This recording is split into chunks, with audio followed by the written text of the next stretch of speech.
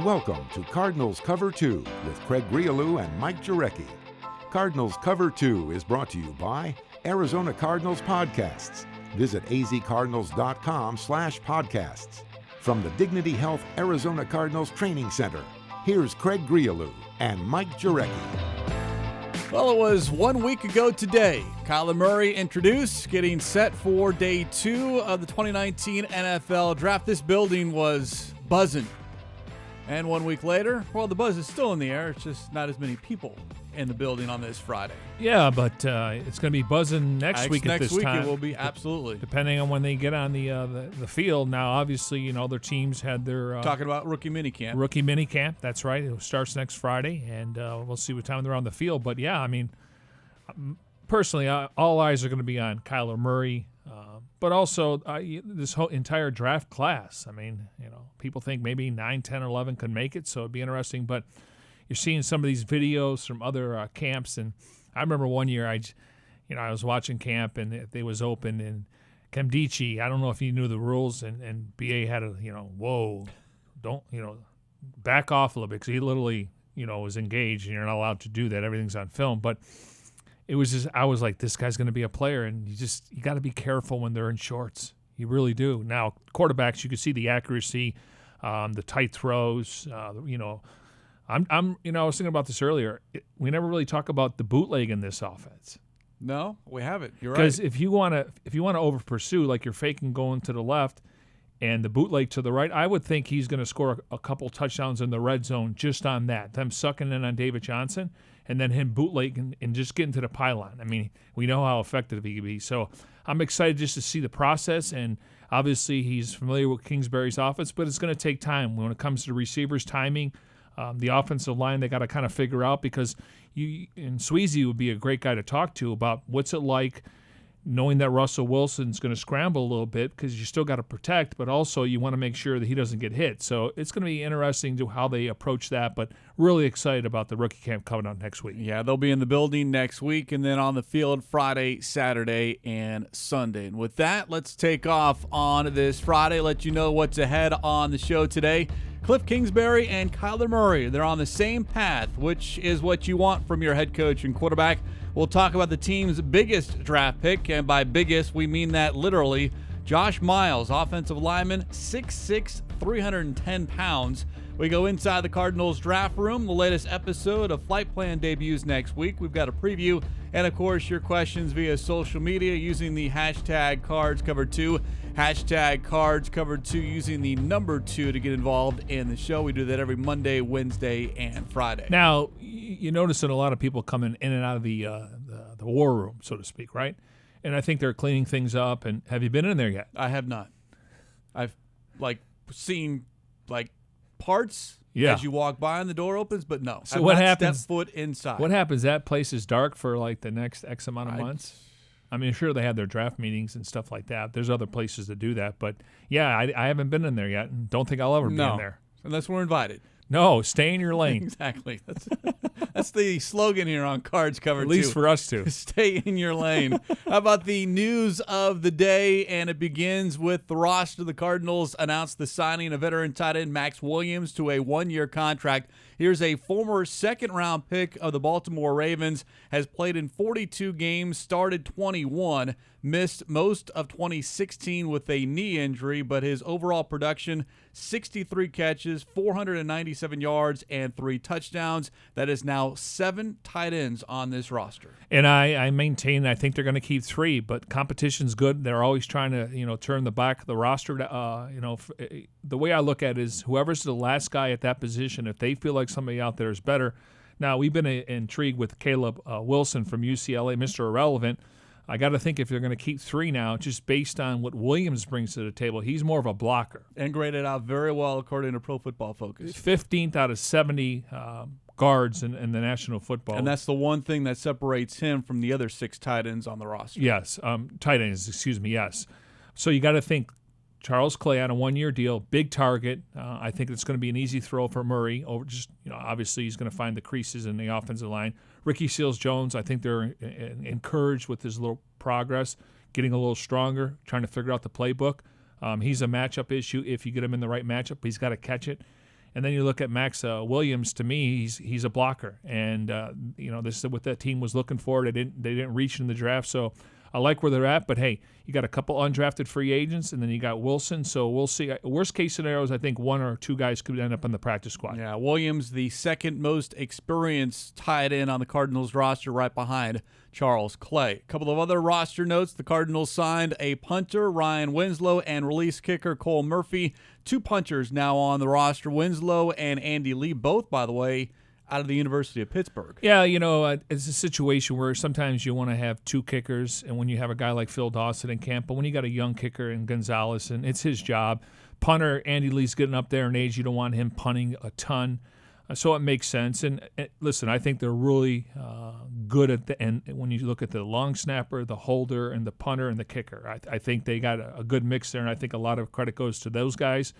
And then Jeff Rogers, the Cardinals special teams coach. So we're not talking about the long snapper, the holder, and the punter. Quite the contrary, and I don't mean to be disrespectful when we had Drew Butler and some other guys. So it makes sense that you bring in another leg just for camp. You don't want to be talking about special teams unless it's in a positive light. Yeah, and I think Gonzalez, obviously, he was, he had a growing injury, and maybe, it was some reports that, in Cleveland he probably shouldn't have been out there. But as a young guy, you got to make the roster. So, and he had some pressure kicks last year, including down the stretch. So I'm encouraged. They want him to be the guy. So it's a matter of time now. He's going to have some pressure kicks if this team can play tight in the fourth quarter. Hopefully he gets a few of those. Well, because we argued that his best game was at Green Bay. Yes, exactly. So keep an eye on special teams. And then the other last roster note, and this was first reported by Tom Pelissero of NFL Network. Robert Nkemdiche, the fifth-year option on his rookie contract, has been declined. That means he will be an unrestricted free agent at season's end. And this, not a surprise, considering the fact that Nkemdiche has had a hard time staying on the field, only 27 out of a possible 48 games through 3 years. The 30th overall pick in the 2016 NFL Draft, tore his ACL against Detroit last December, but certainly his best year as a pro was 2018, and none bigger effort and performance than against the Chargers when he had 2.5 sacks and knocked Melvin Gordon out of the ball game. And that's performance, that's production that the Cardinals had hoped that they were going to get on a regular basis. We've seen flashes, just not really any consistency, and part of that is because of injuries. He's just not been available. Yeah, and it's unfortunate because I thought he flashed last year. Now, you got to do it week in and week out, and I'm not here to stick up for him, but he's had some lingering issues, high ankle sprain, calf strain, and that's held him back. And, he's had a clean slate now with 3 different head coaches here, so we'll see how it works out. There's no way you're going to pick up $8 million, and that would have been the number. So I understand. I think there must have been like 25% of teams did not pick up. 14 was the number that I read earlier out of today. 32. Yeah, Niagara Falls math's not kicking in right now. Just a little bit under 50%. Yeah, exactly. So that, to me, you never know. And obviously, some teams feel worthy of picking up the option because eventually they're going to have to pay those long-term deals. Now, we don't know his availability. Obviously, he's coming off the ACL. I hope we see him sometime in September. That's just me kind of thinking out loud. But I think they can use him.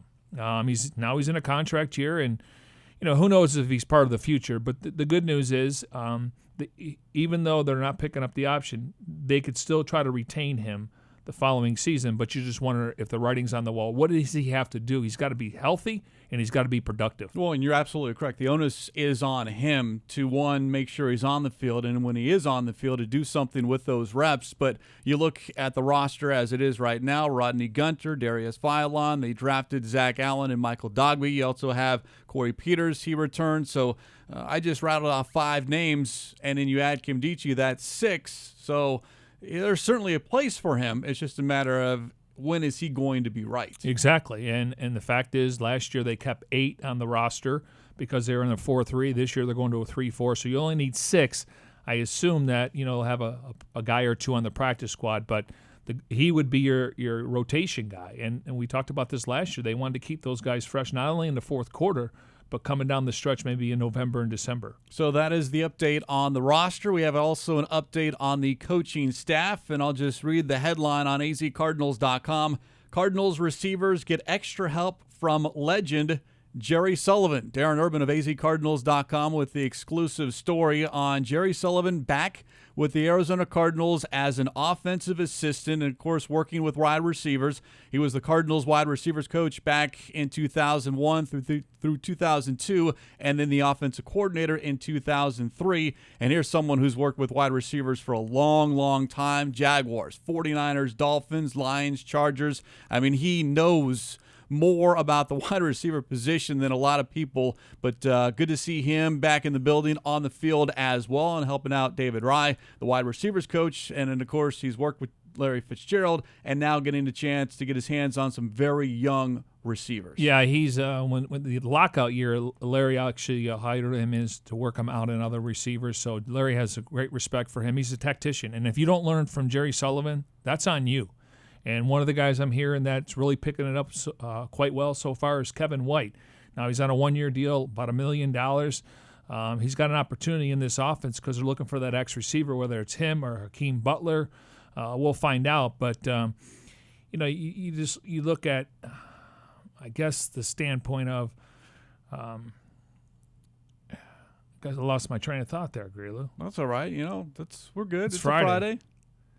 Did you catch, by the way, I mentioned the nickname, the legend. That's what they call him. But David Rye also tagged him with Mr. Miyagi. Yeah, but my thing with Sullivan is that, first of all, he's a great guy, and he's been walking around the office, and he's like, I'm just coaching receivers. Now, we need to let everyone know that when it comes to he's going to be here for training camp. Correct. And through training camp. And he's like 70 years old. 74. 74, and he's retired now, so he wants to enjoy a little bit of downtime. But again, I just hope that these guys are sponges and they really look at him as a guy that can really help them, because guys like Chad Williams, whether you're here or somewhere else, he can help you in the future. And it's more about everyone can run a route, but are you running the correct route? Is the quarterback trust you to be at that spot like Kurt Warner did? And I think that's something that he's going to have to try to accomplish. But this is a big score for the organization.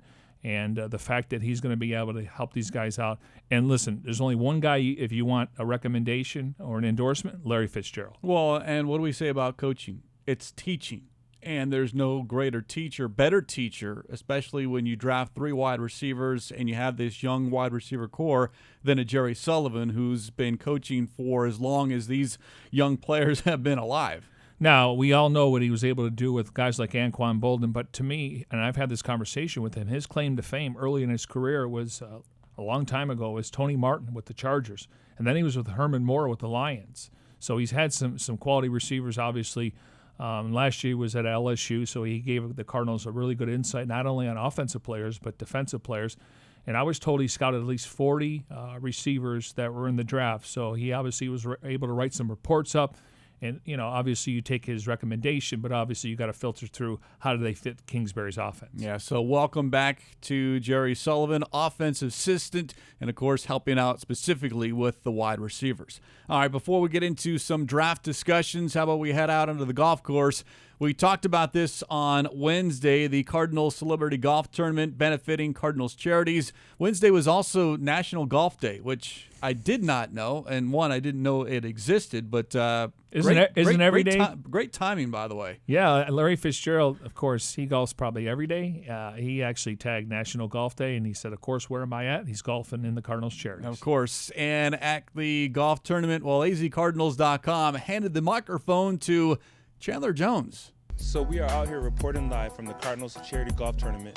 We are having a blast, as you see here. Here's TJ Swellinger here, and we're hitting nothing but holes in ones, birdies. It's what it do. It's what we do. Yeah, it's what we do. I'm just out here trying to give golf lessons to everybody. Trying to spread the wealth. Oh, that was a good one. But hopefully this one's gonna go out the park. Holy moly, he's a natural. That I wouldn't call that barbecue chicken. So what a lot of people don't understand, that it's all in the hips. It's all hip work. It's not about the swing, it's hip. It's all about the lower body action. Shakira. Yes, bro, dip up under and drive through with momentum. Oh, that was a practice swing. Okay. I'm a believer. Corey Cunningham, I'm a believer. That was barbecue chicken. That was barbecue chicken. No, that was the Alabama special. We'll call that barbecue chicken. Cut that other part. We'll keep barbecue. Yeah, keep that one. Yeah, please. Barbecue chicken. Chan, what you doing? I'm done. What you doing? I retired. So here's what we learned out of that 60-second clip. Corey Cunningham has game. Chandler Jones does not. And the other thing is, Corey Cunningham hit the weight room big time in the offseason. Well, it makes sense because he was nursing a foot injury, and so you know obviously you can lift weights. I was talking to DJ Humphries at the tournament the other day. He looked over and said, "I can't tell you how mature this guy is." And DJ said, "I was not mature." Of course, he came out at 20 years old. He was inactive the entire season. They had a nickname for him, Knee Deep. Once he had his child, and I think he's mentioned it on the Big Red Rage, he became a man, and he didn't want his son to Google him someday and say he was a bust. But Corey Cunningham, I mean, for a 7th-round pick, he's got long arms. He's athletic. He can play both sides. I think he's going to be the swing tackle, and you never know what the future looks like, considering Marcus Gilbert's on the last year of his deal, and Humphries, he needs to stay healthy. And he told me he's ready to go, and he's excited about this new scheme under Sean Kugler. Yeah, he was thrust into the spotlight last season and performed very well, considering 6 starts. Yeah, considering 7th-round draft pick, and then of course you're not expected to see a lot of action, if any action, your rookie season, and yet he was pressed into duty and held up very well. We see a lot of linemen with their shirts off, and a lot of defensive linemen, and you got to be a space eater, so you're not going to have the body you want probably. But we see guys when they retire, when he takes his shirt off, it's not like he's fat. I mean, he's built well. And to me, that's going to help him when it comes to that first punch, and when you're trying to, defensive lineman's trying to grab you, and you can obviously slide down. So, bright future, obviously got to stay healthy. Absolutely. It looked like he got much, much stronger in the offseason. We'll see how that translates now out on the field. Hey, Craig, you mentioned National Golf Day. On Wednesday, That was correct. Wednesday. So I did a little research today. You know what? Today is May 3rd, by all accounts, right? Yeah. So Last I checked. There's quite a few of them today. One of them is National Montana Day, so shout out to Montana.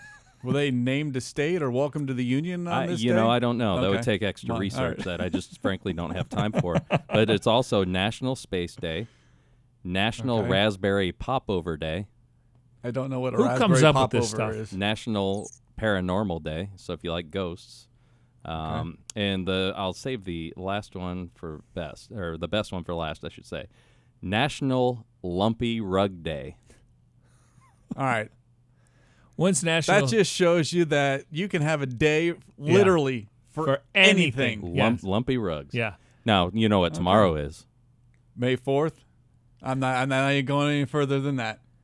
National Margarita Day. No. No, May, May the 4th Oh, be May with the you. 4th be with you. National Star I was Wars thinking Day. Cinco de Mayo. that's Sunday. I know. R.I.P. But you don't Chewbacca. You don't think people are going to party tomorrow? Is that I the did see Kentucky that note. Derby? That's Saturday, and then Cinco de Mayo is on Sunday. But yes. When's R.I.P. National Chewbacca. Pizza Day? Like every day? Every day. National Chicken Wing You Day? don't need every a day for that. I though. know, but they always have something. What'd you say? National Lumpy And Carpet Day. I don't have Okay. a puppy. He's 3 years old, but I hear National Pet Day, National Dog Day. I'm like, okay, I get it. We need a National Mike Jurecki Day. No, No? we need to adopt Riley for the show. He could be our okay. He could be our mascot. That'd be good. Him and Big Red can hang out. Nobody's talking in that conversation. Just getting started here on a Friday afternoon as we broadcast from the Dignity Health Arizona Cardinals Training Center, and of course doing so in our Bose QC35s. Go to Bose.com for more information. And a reminder, if you ever miss a show, you can download as a podcast via Apple Podcasts, Google Play Music, SoundCloud, TuneIn, and now Spotify. If you follow Jim Omohundro on Twitter, that news earlier this week. So Spotify is where you also can download all your favorite Cardinals podcasts, or you can just go to azcardinals.com/podcast. Plenty of options. Absolutely. And Jimmy does a great job, obviously, with all the shows. And he also puts out a tweet where you don't have to go looking for it. Just click on the link, and it'll take you to it. Plenty of options out there. Man, There's pressure's on now. If I don't do one, people are going to be looking for it. Gosh. Plug yourself, Holmes. What's the Twitter I handle had again? plans for National Lumpy Rug Day later. Now I have to send out tweets. No, but in general, it's like one-stop shopping. Yes, absolutely. So there's no reason you should not be able to listen live or maybe a couple hours later or over the weekend. Basically any day, That's right. every day. It's National Arizona Cardinals Podcast Day. That's coming up next Friday. No, that's rookie minicamp. We can't steal no. that. We'll be in the background. Speaking of Twitter, saw this tweeted out by the Cardinals Twitter account earlier today, and Kyler Murray jerseys are now available in the team shop, or you can go to shop.azcardinals.com. So they are available, and I think some people already got them already, but they are officially now available. The Kyler Murray with the number 1. He is the one rookie that has his number assigned to him. So if you want them again, shop.azcardinals.com. All right. Now, we've only had a few days after the draft. He is the number 1 selling jersey in the National Football League, followed by Joey Bosa, Dwayne. Just rookies or the entire NFL? Rookies. Oh, okay. Joey or Nick? Nick? Well, Nick you're just Bosa. talking about Okay, Nick Nick. Bosa, okay. sorry. Just rookies. I was thinking about it. Okay. So Murray, Bosa, Haskins, Redskins jersey, Murray's Cardinal black jersey, Murray's number white jersey, and then Daniel Jones. So he's got 3 in the Wow. top 5. Okay. You could say 6 if you want to include Jones, but he's behind him. All 3 jerseys. That's impressive. Number 1. You talk about excitement. And he's been here 1 week. Yeah, he was here for a few days. He's coming back this week. They're just on the Cardinals roster for 1 week. Yeah. He hasn't even signed his contract yet. Number 1. And all 3 jerseys, I mean, obviously I like the white and the red shoulders. You can't go wrong, but that black jersey is always interesting. Maybe 1 game this year. That's impressive.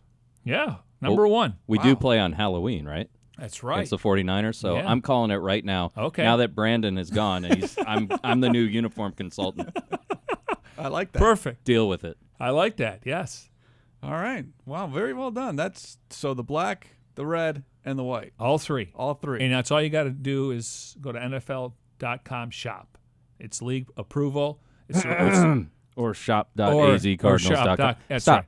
Yes. Stop. azcardinals.com. Shop.azcardinals.com. There you go. So, but I'm saying if you're out of state, you can still find the same jersey that all Cardinal fans are going to wear. Gotcha. Speaking of Murray, here's Adrian Wilson's take, the vice president of stuff, on the Cardinals' first overall draft pick.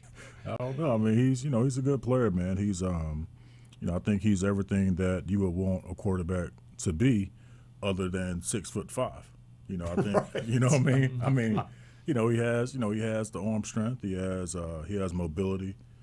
He's able to win from the pocket. I think he's extremely smart. He sees the field really well. To be of his stature, I think he's able to scan the field and make all the throws. And I think he's a leader, and I think people follow him. And I think that's one of the things that you look for in a quarterback is, can he motivate guys around him to be better than what they are? And I think he does a good job of that.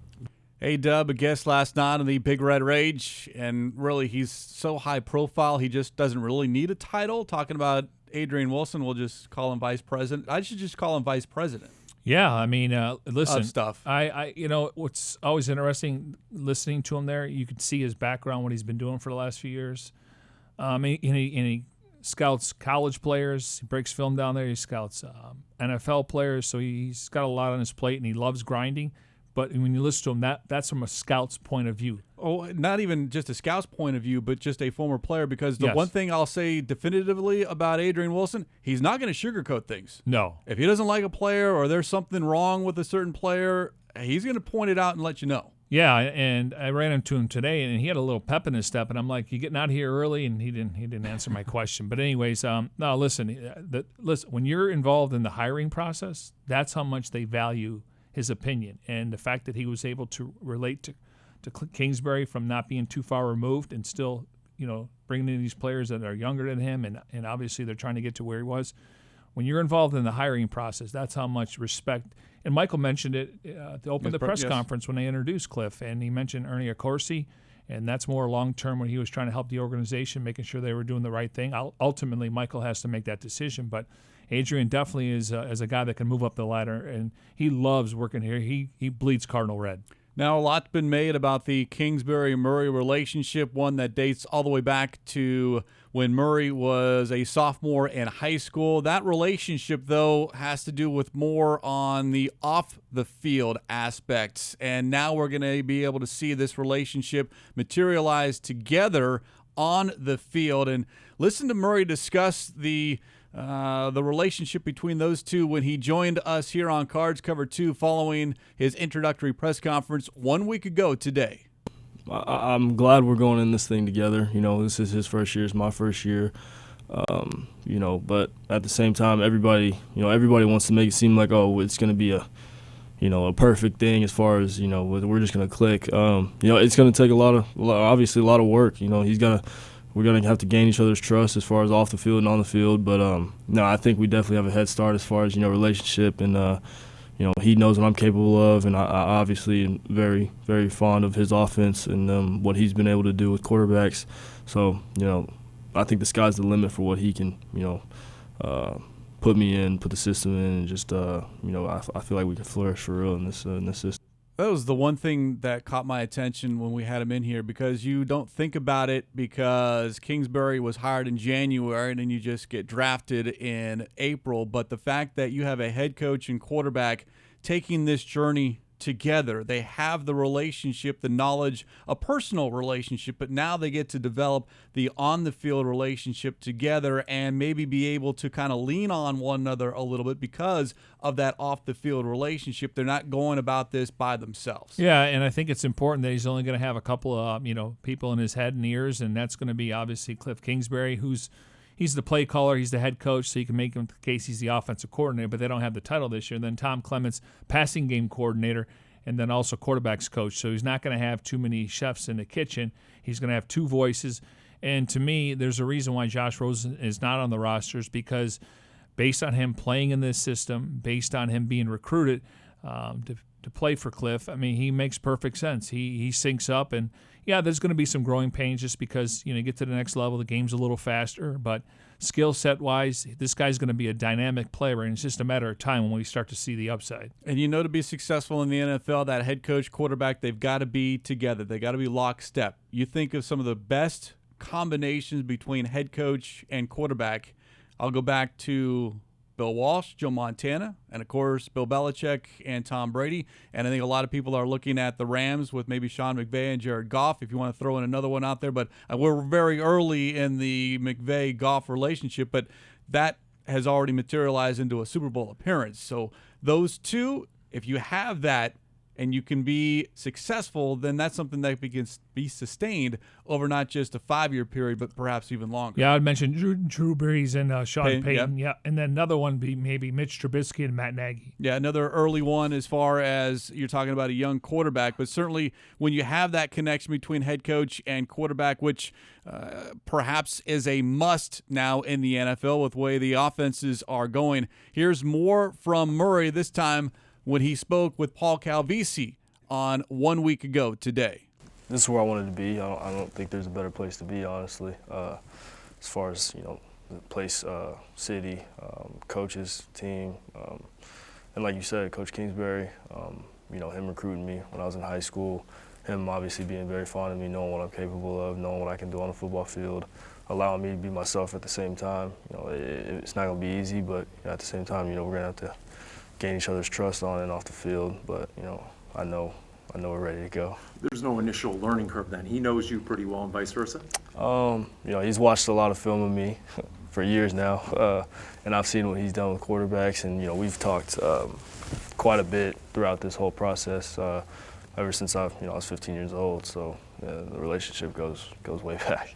You can argue that the two people that spend the most time together between a player and a coach is your quarterback and your head coach. And they'll even throw the Patriots, even though Bill Belichick is that defensive guy, but they meet once, twice a week for several hours at a time because that's how important. If you don't have a quarterback, 9 times out of 10, you don't have a chance. Yeah, and I think you're seeing that. I mean, obviously Kliff's background is offense. So you're going to have that now. If you get a defensive-minded head coach, nothing against Steve Wilkes last year, but he really relied on Mike McCoy and Jason Michael, and we all know what happened there. But when you have an offensive-minded head coach, and that's been the trend, and I think it's safe to say when you look at McVay and Goff, you look like Rosen. Rosen actually played better than him his rookie season. Then you bring a guy like in there. So I think hiring an offensive-minded coach, that's where you have the connection. We mentioned some of the guys like Sean Payton and Drew Brees and, obviously Tom Brady. And Josh McDaniels is kind of the head coach of the offense, and he's been there forever, so you could see why that works. In what do we remember about that introductory press conference on why it was Kingsbury the ultimate choice is because you have an offensive guy. If he's really successful as an OC, you lose him. And you make him the head coach, then all of a sudden you're not losing him. I mean, you can't promote him. You're not going to let another team come in and interview your head coach. No disrespect, but if you draft Kyle Murray and, he was the coordinator, I would think he'd be the coach in waiting. Let's say they hired a Jim Caldwell, senior assistant, Adam Gase. If you hire Kliff, he's the coach in waiting, especially if you have Kyler Murray. Yeah, and I'm glad you brought that up because that was what the Cardinals wanted to do. They didn't want, and for all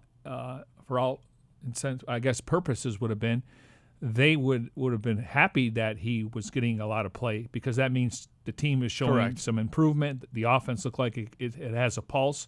So he would have been a wanted man. But in this case, they bypassed that because they wanted to make sure if he's the guy, which they believe in, then we want him. This isn't a hire for the next 2 or 3 years. This is a hire probably for the next 10 years as long as you have Murray and you continue to draft like they have over the last couple of years. Yeah, so those two will learn together on the field. They already know one another off the field, so we'll watch that relationship develop between head coach and quarterback. Well, Lincoln Riley said there were times when they don't have the walkie-talkie headset. They don't have the headsets, but he would look over to the sidelines and Murray would give him something, and he would say, "That's the same thing I'm thinking." I got to think at some point that's where Kliff's going to be, especially on the RPOs, read, pass, option. And you can run the same formation. In one play, you can run the ball. The other play, you can pass the ball. The Rams do a really good job of that, so obviously it'd be interesting to see. But at some point, they'll be able to finish each other's sentences. It is a Friday edition here on Cardinals Cover 2 as we broadcast from the Dignity Health Arizona Cardinals Training Center, broadcasting in our Bose QC35s. Go to Bose.com for more information as we continue taking a look back at the 2019 NFL Draft. 3 7th-round selections. We talked about one of them on Wednesday, and that was Temple defensive lineman Michael Dogby. The other lineman selected in the 7th round is an offensive lineman out of Morgan State, Joshua Miles. Here is General Manager Steve Keim on his offensive lineman. Small school guy, and we've had success with small school players in the past. His size really jumps out on tape. He's got some of the longer arms I've seen, 36 inches, 11 hands, and he's just scratching the surface. So he hadn't played a lot of football. I believe he played 2 years of high school football. And he is somebody that, knowing how good our offensive line coach and Sean Kugler and developing players, we really think we have a chance with this player. Keim mentions size, 6'6", 310 pounds, and just looking at the Cardinals roster, he's not the tallest offensive lineman. That would be Will Holden at 6'7", but he is the same size in terms of height as Corey Cunningham, Marcus Gilbert, and you're seeing offensive linemen much more taller than you had maybe even 5 or 10 years ago. And 6'6", 310, I haven't seen him in person as of yet. We will on next week on Thursday and Friday. But when you're having size like that at 6'6", 310 and the way he can move, that's the other thing about Miles as far as his agility, how athletic he is. Yeah, the Raiders, I want to say they got 6'7" and 6'8" tackles now. Yeah, those are big boys. They always had big players. It seemed like Donald Penn. Yeah, you mentioned his size and his potential. He could play at the next level. There were 338 players invited to the combine, and the way he played the previous season, he got the invite. Now he only gave up 1 sack in his final season in college, and one of the things he also was the Mid-Eastern Athletic Conference Player of the Week 3 different times. He did miss a year because of academics, but just so raw. And you're looking at him right here. I mean, his 40 time was good. Now, he set a school record when it came to power clean lifts, 360 pounds, the vertical jump, 31 inches. You're talking about a guy 310 pounds jumping 31 inches, and his broad jump was 9'4". So that's pretty impressive. Again, if there's one guy we can say he has traits of is Corey Cunningham, and they both were drafted in the 7th round. This is a little bit earlier, but Corey Cunningham. Just the 7th round overall. Yeah, right, but not as obviously Corey was more of a late pick too. At the scouting con, by the way, Miles called Jonathan Ogden his role model, and if he can be half as good and productive as Ogden, then certainly the Cardinals would love to be able to see that. But Miles does have some versatility, can play both guard and tackle, and that's something he addressed with the media on draft day when he held a conference call.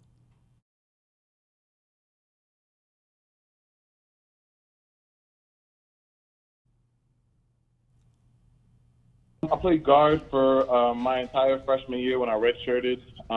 Then I moved to tackle.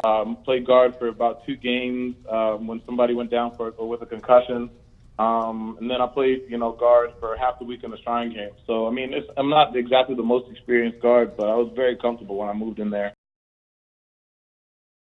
The first player from Morgan State to play in the East-West Shrine game, so that tells you all you need to know about Josh Miles, but certainly someone that, as Kai mentioned, hasn't played the game for a long time, but he'll have some guys, and John Kugler, one of the best offensive line coaches in the NFL, they'll be able to work with him and develop, and if it's not 53-man roster, this might be someone that you look to and say, let's see if we can't work with and develop for down the road. Yeah, I think he's a great option for the practice squad. Now you are exposing a player, but teams are looking at their 53-man roster when we get to the final cutdown. Everyone is trying to squeeze someone again, through. I thought it would be tough to keep 10. We got 11 now. But if I think there's one guy that's an option, and we'll see what happens with Caleb Wilson now that they've added Max Williams. I think he's another guy for the practice squad. But that tells me you get into the system, learn it, and then depth, and maybe next year you get a chance to compete for one of the 53-man roster spots. And as far as learning, that's something that Miles said he is definitely willing to learn because he hasn't played this game for very much long. I mean, pretty raw. I mean, it's an excellent O-line staff, so I mean, I'm sure they'll be able to smooth out the roughness of my technique and of my game, and I'll just be ready to suck up the coaching. I'm the most coachable guy, I'm sure. I'm going to be like a sponge. And that's half the battle right there, to make sure that you have someone willing to be taught, willing to learn, and not coming in here saying, I know everything and just put me on the field. Well, and if you look at it, we're probably going to see him a lot in the preseason. I mean, it would be nice to see at the end of the preseason that this guy could be part of the future. Again, Gilbert's on the last year. Humphreys, we talked about him, playing all 16 games, but you're going to see him a lot in the preseason just because that's going to be his mental reps and his game reps. But he's a guy that maybe you look at towards the future. But I like the size. I like the footwork. And Sean Kugler is definitely going to try to get him to speed. It's going to take time, though, because it's more mental memory where you got to remember things when you're doing it over and over. They're called reps, and that's where you get better at. And I know there was a lot of people, Cardinal fans, upset that the Cardinals didn't address the offensive line earlier in the draft. They waited to the 6th round, the 7th round. But remember what Keim said at the end of the draft, that in his opinion that there was, quote-unquote, a dip between those guys, the upper-level offensive linemen, and then everyone else. There wasn't very many high, first round or day 1, day 2 guys in his mind. And then, of course, at number 33, if you've got a top 10 overall and a corner, you're going to take that as opposed to going for a reach to fill a need at offensive line. Well, I think Cody Ford was in play, A.J. Brown, but I think if they wanted to go a different direction, now he went to, I want to say, somebody drafted right early in the 2nd round. Those are the 3 names going into that day. But obviously, you look at Patrick, 2 years left on his deal, Alford 3. They need a slot corner. I think Tremaine Brock will get a chance to compete, but obviously he's the future, and Murphy. So from that standpoint, you stick to your board, but I think Cody Ford was the other option. And remember, this team did address the offensive line in the offseason. They acquired Marcus Gilbert, and then you added J.R. Sweezy and Max Garcia. There's 3 guys that you expect to be active on game day. Yeah, we say flood the position as of today, and obviously this thing can change based on what happens in the rookie minicamp, maybe some tryout guys, some guys that are under contract. But as of today, you start looking at it, they got 22 guys on the roster, 22. So you talk about flooding the position, they're flooding the position. And we talked about it. I think if you're going to dress 8 on game day, once Garcia is healthy, he'll be your backup guard. Shipley will be your backup center guard. And then Corey Cunningham could be your backup swing tackle. So those are the 8 guys. And then you find out how many they're going to keep from this staff. And then you got Kobe Gossett Gossett, and they love him. He's just a guy that just needs an opportunity. Another guy we're going to see in the preseason play a lot. Yeah, there's a number of guys. 22 on that. though. I know that's a big number, and I'm glad you brought that number up because it's a number that Adrian Wilson was asked about overall. What does he see about this offensive line when he spoke to Paul Calvisi and Ron Wolfley on the Big Red Rage? I see 20 guys up there. That's what I see when I look at it. I see 20 guys. I see 7 or 8 spots. So that means it's going to be heavy competition. It's going to be guys fighting for, numerous spots as far as backups are concerned, our top backup spots.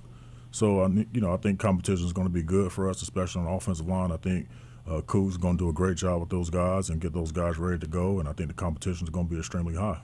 And there's nothing wrong with competition. And you can as MJ, you just routed off, what you believe are your 8 guys. Well, that's here in May, and we've got a long time between now and September.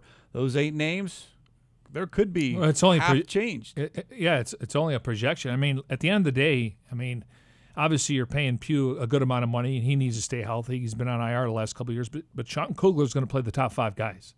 And the good news about the Cardinals, just like a lot of other teams, position flexibility. Yeah, you may get drafted as a center, but you're going to play center and guard. You may get drafted as a tackle. You're also going to be able to play a little guard. Maybe you're a swing tackle. So if you can play more positions, that's going to help you. But they did add a few guys over the last couple of days, and we'll see. But from that standpoint, 22, and that's interesting how many jobs are going to be available. But I do think they could keep 10 on the offensive line, maybe 9 because they're only going to dress 8 on game day. But I assume we'll have at least 2 or 3 guys on the practice squad. Yeah, they certainly addressed it here this offseason because it needed to be addressed based off a year ago. Well, and I can't speak for Sean Kugler, but it doesn't appear they want to play rookies. Jonah Williams, he was going to be a high pick. If the Cardinals moved down, they would have had to take him. If you draft the guy in the first round, you think he's your starter, even though Sweezy's a tough guy and he's on a 2-year contract. So for the most part, it's competition's good for everyone. And listen, nothing should be handed to you. I don't care how much money you're making, but at the end of the day, Cougar's going to play the best 5 guys. Absolutely. Before we hear from the Bird Gang here on this Friday edition of Cardinals Cover 2, and a reminder, you can still get your questions in using the hashtag #CardsCover2, hashtag #CardsCover2, using the number 2 to get involved in the show. Next Thursday, the latest episode of Cardinals Flight Plan debuts. It's titled On the Clock. Here's a preview.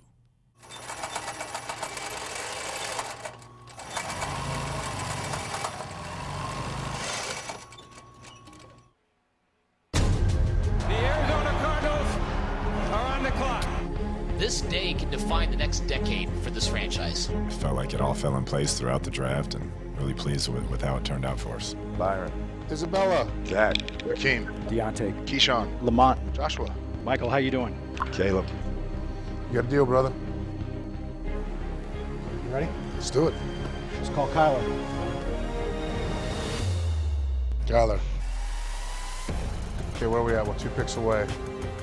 As you always know, it's not about where you start. Yes, sir. Thank you. Congrats. And I don't know that I've heard a player more emotional. This is what it's all about. With the first pick. The talk is over. Now they got to deal with you. In the 2019 NFL Draft. It's time, man. The Arizona Cardinals select Kyler Murray. Love the behind-the-scenes access. Again, Thursday at 6. Facebook Watch and YouTube. And, of course, you can catch up on past episodes by going to azcardinals.com/flight plan. All about the draft. Fascinating. It was funny. They did a good job of getting all the names, calling people. All 11. All 11. But I like Kliff when he's like, now they got to deal with you. He sounded like Matt McConaughey a little bit there. A little Texas. All right. Just got to straighten up when you talk on the phone. The cord is long. That bothered you, I noticed. I don't know. It's just he's just down. He's talking, man. Stand up. I don't know why you were fixated on that. Just a little thing. It's not the first time you've brought this up to me. He's like, why is he leaning over? Because he's got the phone and he probably doesn't want to pull the phone off the table. He's smooth. He's got swag. That's true. Man. Yeah. Who's me to complain about Kliff Kingsbury? Really. All right, on that note, let's do it. Let's hear from the Bird Gang. Bird Gang sound off on this Friday. Your questions using the hashtag #CardsCover2, Hashtag Cards Cover 2 using the number 2 to get involved in the show. Got a couple of questions concerning the tight end position, so let's combine those. We had one on Twitter and one on Instagram, but the plan for the tight end, especially now that Max Williams has signed, how do you see that kind of playing out? Well, just a guess. I think they're going to keep 3, and they're going to keep 7 receivers. And so I would think right now you look at Charles Clay, Ricky Seals-Jones, and Max Williams. I think you look at Caleb Wilson. He's going to get a chance to compete. Worst case scenario, practice squad. So if I had a guess or an educated guess, I would say 3. So 3 tight ends. The question is, all right, now how many wide receivers? User wants to know, where does Kevin White stand with 3 different wide receivers drafted last week? Well, I mean, right now they're competing, but good results so far working with Jerry Sullivan. If I had a guess, I would say he's number 6 right now. Obviously, you got Fitz, Kirk, Isabella, Butler, Keyshawn Johnson, and then I think Kevin White. But the Cardinals are looking for that X receiver. He fits the bill. As long as he can stay healthy, he's got huge attributes when it comes to his upside. Absolutely. Question on Twitter wants to know, Week 1 starter, Brooks Reid or Zach Allen? I don't think neither. Well, okay, one defensive end versus linebacker, but you don't think? No. Okay. I think it's going to be. I think Allen has a better shot than I think Reid he's does. going to be a rotation guy. Both will be. Yes, right, and they're going to play on teams. But I would say Darius Philon, Corey Peters, Rodney Gunter, and then you got Chandler Jones, Terrell Suggs, Hassan Reddick, and then Jordan Hicks. So I don't think they'll get playing time, but they're going to be more rotation guys. So those are your 7 on the front 7 for the Cardinals 3-4. User on Instagram, what positions would you like to see addressed with the waiver claims? Wow. Inside linebacker. They got a lot of guys that are on teams. Dennis Gardeck, Joe Walker, Zeke Turner's going to play that position. So you want to see, I would think, and based on the 12 guys they're bringing in, we don't know about the tryouts. That's a position I think they'll look at, and they're going to get plenty of options when we get to the final cut down. Maybe teams will start cutting players after the rookie minicamp, saying, wait, this guy's got more upside than a veteran player. So I would think inside linebacker. You can never have enough corners. After Thompson, you got Rudy Ford besides your starters in Budda Baker and Swearinger, so I would think that's safety. Another position, just to get a guy to kind of flood the position a little bit. Just to see who comes out of that competition. Yep. Last question via Instagram. User wants to know, when will all the rookies be assigned their numbers? That would be next Thursday. I would check out azcardinals.com. I'm sure they'll have some photos. The only thing we know right now is Murray, and when they announce these, it could change based on if they make the 53-man roster. So sometimes they pick their jersey. Sometimes they're given when it comes to the tryout guys and undrafted free agents, they just give you a jersey. So even though a guy could be wearing a certain number during the offseason training camp, I would wait until the regular season, unless it's Kyler Murray. Now, what were you telling me about Keyshawn Johnson tweeted out he has a number in mind? Yes, according to him, and he had a little nice nugget. He was the 19th wide receiver drafted. One, I didn't know that. That is a nice nugget. Yep, and someone's paying attention. And number 19 is available. Okay. So I would assume, but that's just him thinking out loud, connecting the dots. He wants to wear number 19. I looked it up. It is available. So, again, it could change once we get to the regular season because I think he's going to be on the roster. So we'll know officially next week. Cardinal rookies in town on Thursday, on the field Friday, Saturday, and Sunday. And with that, that's going to wrap up this edition of Cardinals, Bird Gang Sound Off. Appreciate all the questions coming in using the hashtag CardsCover2. Hashtag CardsCover2 using the number 2 to get involved in the show. And of course, keep them coming. Get to as many as we can. We do it every Monday, Wednesday, and Friday. We'll do it again on Monday's show as well. And with that, we will say so long here on this Friday. Get you set for a weekend. Special thanks to everyone behind the scenes. Tim Delaney, Jim Alejandro, Jeremy Schnell, Jackson Sipes, my partner, Mike Jurecki. I'm Craig Grialou. 1 week ago, the 2019 NFL Draft. Now, next week, the rookies will be here in town. A look into the future for the Cardinals here this season.